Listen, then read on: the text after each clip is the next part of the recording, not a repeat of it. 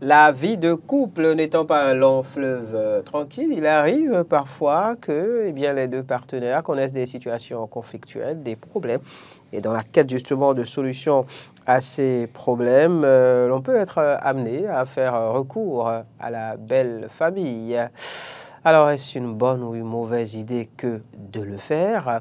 Appelez-nous au 96 76 68 68 pour nous en faire part. Venez partager vos expériences avec nous. L'avez-vous déjà fait? Si oui, pourquoi? Si non, pourquoi? C'est le 96 76 68 68. Puis le mettez à la page Bénédine TV au travers de laquelle la question vous a été posée dans la soirée d'hier. Donc, on lira quelques commentaires reçus. Vous continuez de réagir aussi au travers du direct en cours. Grâce à Valibé, Laurent, Roland, Anthony qui sont sur ce plateau avec moi ce matin pour planter le décor. Grâce à nouveau, bonjour. Bonjour Hamid. Avoir recours donc à la belle famille pour régler des situations conflictuelles dans le couple. Cela vous est-il déjà arrivé? Vous est-il déjà arrivé? Eh ben déjà, le couple, c'est deux personnes assez matures qui font le couple. Et donc, déjà, je vais dire que, bon, c'est vrai que les problèmes arrivent parfois et que ces problèmes-là dépassent notre entendement. On a forcément besoin d'avoir recours à des personnes extérieures, forcément. Okay. Mais essentiellement, il faut forcément pouvoir ou savoir gérer ces problèmes de couple entre partenaires, en fait. Il ne faut pas forcément vouloir avoir recours directement surtout la belle famille. Il y a les conseillers conjugaux, il y a les coachs matrimoniaux, il y a beaucoup de personnes aujourd'hui qui peuvent vous conseiller. Vous savez, aux gens de votre famille, vous savez, de votre belle famille, les parents, quand ils mettent au monde leur enfant, ils ne vont pas forcément vouloir que les intérêts de cet enfant-là soient en jeu. Et donc, ils vont tout faire pour pouvoir préserver les intérêts de ces derniers. Donc, quand vous allez voir votre belle famille pour leur expliquer un problème de couple, c'est ceux qui vont prendre parti. Pour leur enfant, c'est ça? Exactement. Donc, pour ne pas en arriver à cet extrême-là, il faut simplement éviter de faire venir la belle famille dans ces problèmes de couple. C'est ce que je pense, hein, moi, personnellement. Soit je règle mon problème avec mon homme parce que je suis mature avant de rentrer dans le foyer, ou je fais appel aux coachs, aux conseillers conjugaux, aux pasteurs, si vous voulez, aux imams. Je ne sais pas. Il y a beaucoup de personnes ressources aujourd'hui qui peuvent, en tout cas, qui sont à même de beaucoup vous conseiller et de mieux vous mettre sur le droit chemin, en fait. Parce que, évidemment, les problèmes ne manquent pas dans les couples. Et si vous n'êtes pas à même de les régler, moi, je ne vous conseille pas directement la famille, la belle famille, en fait. Laurent Roland, Tony Kess. Alors, j'ai envie de commencer par dire, pour faire recours à sa belle famille quand il y a une crise, tout ça, c'est bien. Il y a une émission qui passait sur Grove TV, le journal du bien. Tout ça de bien. Je fais un clin d'œil à Valais Azon, qui est l'un des éléments de cette émission. Tout ça, c'est bien. Alors, dans l'ironie, quand même. Donc, je vais vous dire une chose, plus sérieusement. Écoutez, vous êtes ensemble pour le meilleur, pour le pire. Si un problème vous dépasse au point où vous devez aller associer la belle famille, faites très attention.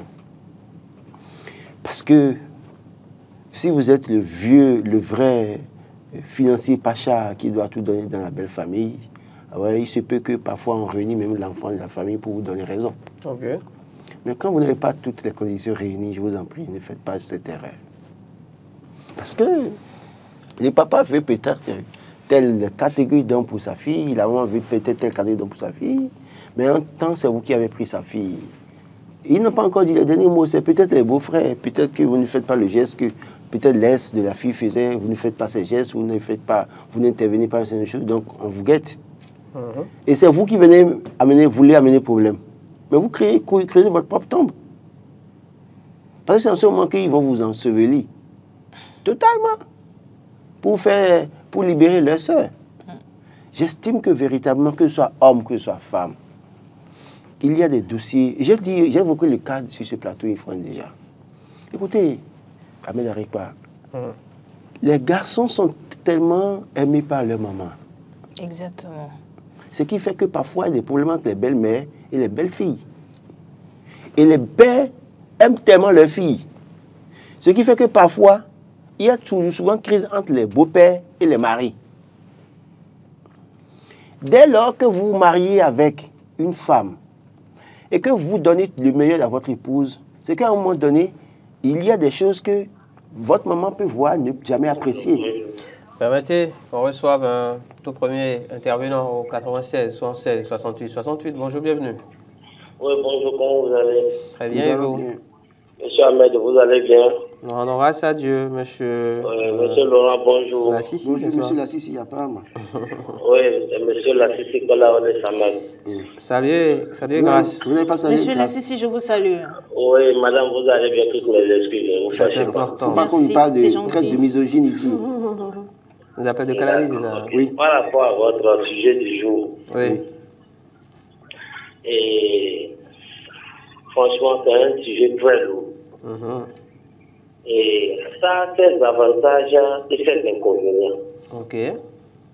Parce qu'il arrive des moments où, lorsque vous vivez en couple, quand votre épouse commence à poser certains actes, et que vous lui avez fait des reproches jusqu'à un niveau donné, c'est beaucoup plus conseillé de recourir aux parents de cette femme-là. C'est ça. Mais l'homme a le droit, le devoir de faire l'effort de conserver ça pour que lui-même, sa famille ne soit pas au courant de l'affaire.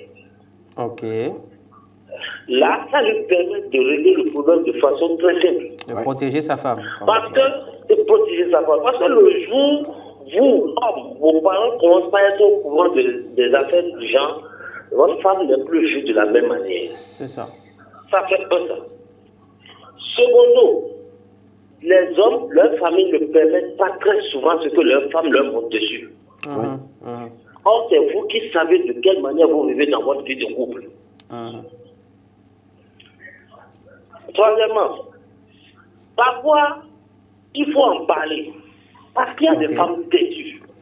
À force de lui répéter la même chose chaque jour que tu fais, qu'elle ne corrige pas, comme Laurent a l'habitude de le dire, on ne force pas quelqu'un à rester dans un coin. Quand ça ne t'arrange pas, tu réussis. C'est ça. Lorsque vous faites des reproches à une personne, à plusieurs reprises, les mêmes reproches, faites en sorte que les parents de cette dernière soient au courant. Parce que le jour où vous allez prendre votre décision, pour qu'on ne vous appelle plus à une réunion familiale. Ouais. C'est ça. Oui. D'accord. Parce que lorsqu'ils vont vous interpeller, quelle est la question qu'ils vont vous poser? Tous ceux dont ils voudraient savoir, ils sont déjà au courant. C'est ça. Là, ils ont la bouche fermée, ils ne savent pas quoi dire. Ils demandent à la femme, dans ces conditions-là, fais l'effort pour aller négocier ton mari. Parce que nous, on ne sait pas quoi dire, il nous a tellement prévenu. D'accord. Vous comprenez un peu? Bien reçu, monsieur Lassissi. C'est du côté du mari, et le mari va se plaindre chaque fois auprès de sa famille. Voici ce qu'on va faire, voici ce qu'on va faire. Ils vont vite divorcer. C'est mort. C'est pour ça qu'il faut avoir un degré de maturité avant de se lancer dans une vie de couple. Et avoir des personnes en qui on peut se confier, qui peuvent fermer leur bouche. Justement, merci beaucoup. Parce que c'est là où se trouve le vrai problème. Je ne peux pas vouloir aller me plaindre chez quelqu'un, mais ça, et ce dernier vouloir parler ne va pas dire à son épouse, madame, excuse-moi, je veux parler avec mon petit frère.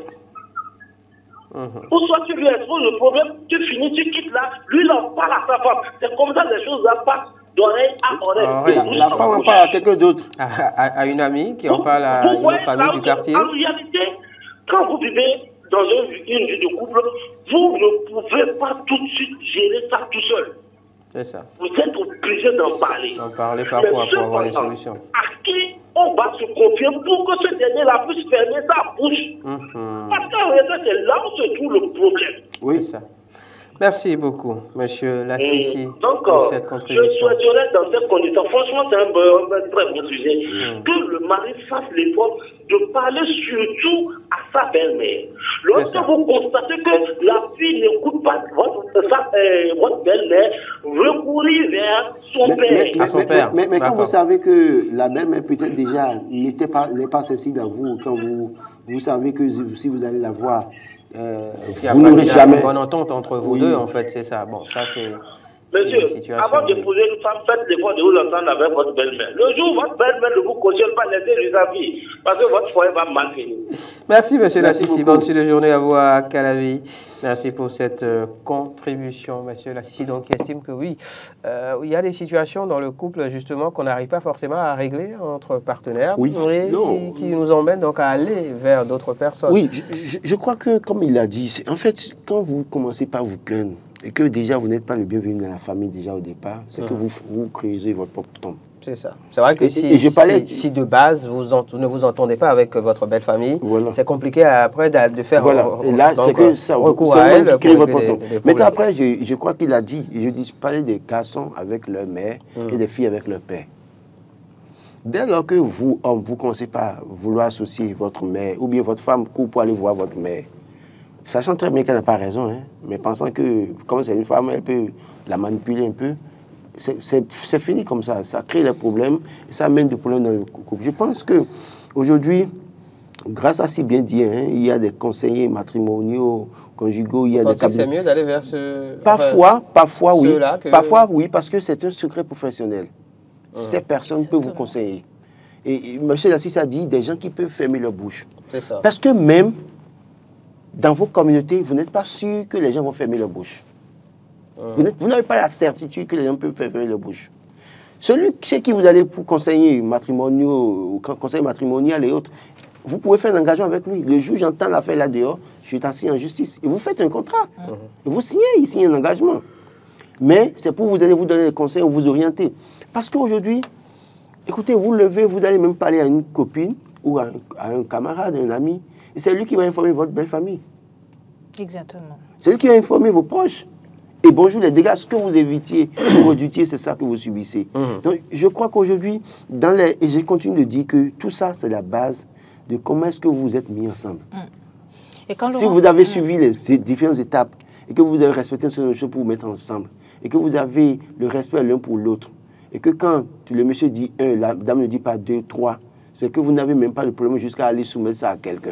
C'est parce qu'à un moment donné, nous faussons la base, on se voit, et puis peut-être qu'on est collègue à Eden TV, bon, on la voit, elle a une belle voix, ça intéresse, et puis on saute dessus. Après, on commence à se rendre compte que, écoutez, à la maison là, et elle veut pas rester, elle n'aime pas rester sur place. Non, c'est pas ça. Au départ, là, est-ce que tu as cherché à savoir si elle est... Bon, je ne vais pas parler de vous quand même. Exactement, je suis totalement d'accord avec Laurent. Il faut forcément un temps d'observation. Il faut beaucoup observer son partenaire pendant les fiançailles et les amitiés pour voir si nos comportements allaient aller ensemble.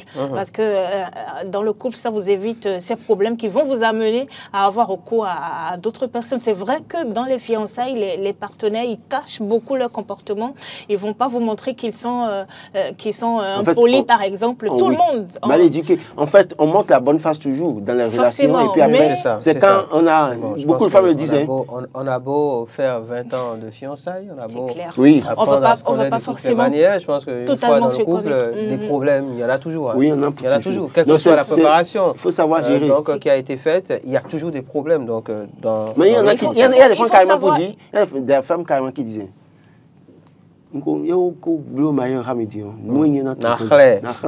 il y en a, moi j'ai une femme qui m'a dit un jour, le jour où tu te maries avec moi, à partir de 21h, tu ne sors pas de la maison. Mais moi qui sors la nuit, me connaissant moi, j'ai dû mettre la relation. Quelques réactions recueillies sur la toile. Simon Jude à Vodo estime que c'est une mauvaise idée, qu'il faut résoudre ces problèmes dans le couple. Donc il faut résoudre ça entre partenaires.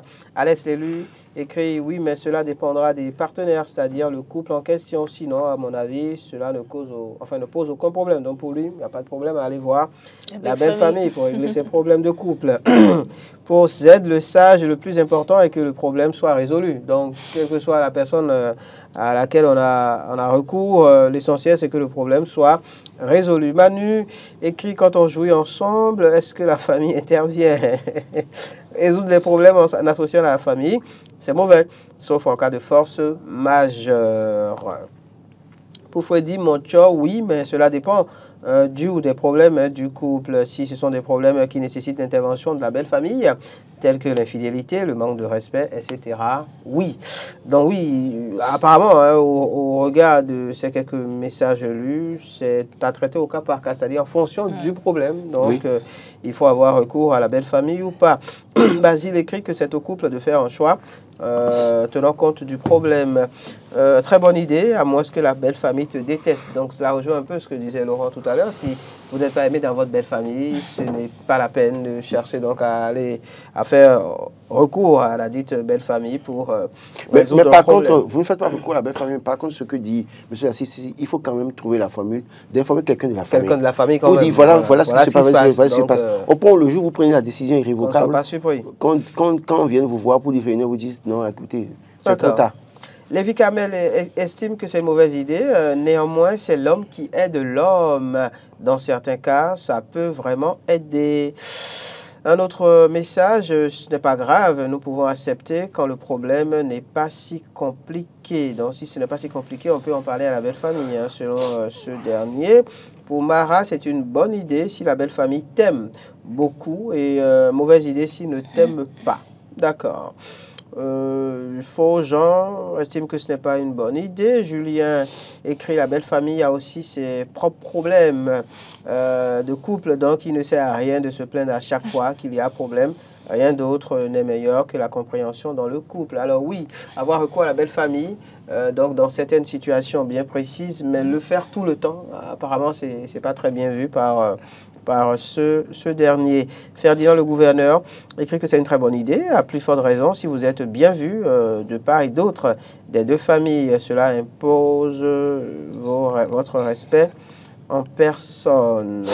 D'accord. Pour Zinsou Ruffin, c'est possible. Mais pour moi, ça dépend de quel problème. Hein. Ok. Et pour finir, Marius Arrondinou qui dit pas toujours une bonne idée, d'autres fois oui, mais pas toujours. Ça dépend de la belle famille, qui ils sont, comment ils sont solidaires. Mais personnellement, je n'aime pas cette initiative. Ce n'est pas donc quelque chose que j'encourage, écrit Marius Arrondinou. Alors, quand je vous entends parler, Laurent Roland Toninquet, c'est grâce à Valibé, dans une moindre mesure peut-être, c'est que vous prêtez carrément une mauvaise foi à la belle famille, Laurent Roland Toninquet. Vous estimez, par exemple, parce que vous l'avez dit, et je pense que Grace également l'a dit, que oui, ils vont chercher à protéger leurs enfants, donc ils ne vous donneront jamais raison. Non, je dis, il y a des familles dans lesquelles vous vous retrouvez. La fille a tort ou le garçon a tort, les familles vous diront « mon enfant, tu as tort ». D'accord? Justement, donc... mais il y a des familles... C'est pour cela qu'il faut s'en référer à il y a des familles, malheureusement... C'est pour ça, oui, mais même si c'est comme ça, vous n'avez pas... C'est pas bon pour vous de tout le temps aller vous plaindre chez eux. Voilà, ne pas le faire tout le temps. Oui. Ok. Un tout dernier intervenant, oui. Allez-y, bonjour. Ah, c'est M. Lassisi qui vous revient toujours. Ok, oui. Allez-y pour le complément. Mon frère Laurent, oui. M. Ahmed, oui. il y a un adage de chez nous en Yoruba qui dit si on dit n'est pas, on va l'eau à cet avis qu'à la main. C'est vrai. Il n'y comprend rien, s'il vous plaît. Allez en français pour nous, s'il vous plaît. Il n'y comprend rien. C'est ça. Ça veut dire quoi? Je vous dis ça encore en début. Non, dites en français. Parce qu'on n'a plus assez de temps. On a juste 30 minutes pour clôturer. Ok. Oui, c'est ça. Ça veut dire? Il faut le leur dire. Ce que je ne vais pas accepter quand je serai riche, c'est dès la pauvreté aujourd'hui ça. C'est ça. Ok. Pourquoi ne disent pas que c'est là? Il a eu maintenant dans ce moment-là commencé par être conflit. Merci beaucoup. Donc quand la femme pose un acte, en même temps, tape le pot sur la table. C'est ça. Et parce que le jour où la femme se dépasse d'un pas pour le rattraper, ça fait rien. C'est foutu. C'est mort. C'est foutu. Merci beaucoup. D'accord.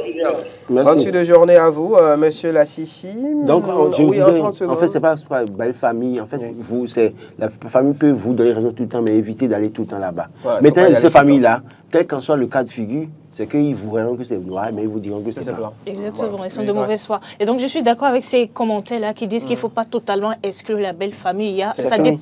Ça dépend des situations, ça dépend des problèmes, mais il ne faut pas systématiquement avoir recours à la belle famille. Il y a les coachs, il y a les conseillers conjugaux, exactement. Merci. Donc, à vous, Grâce, à Valérie. Merci à chacun et à tous pour les différentes contributions. C'était Matin d'Éden de ce jour. Rendez-vous demain pour un numéro encore plus plaisant. Maurice Agua sera à la présentation. Puis, en début de semaine prochaine, nouvelle saison, enfin, la rentrée donc télévisuelle. Carole Olaye qui sera donc à la co-présentation avec Maurice Agua. Voilà, je ne serai plus sur Matin d'Éden. Allez, voilà, vous allez nous manquer quand même.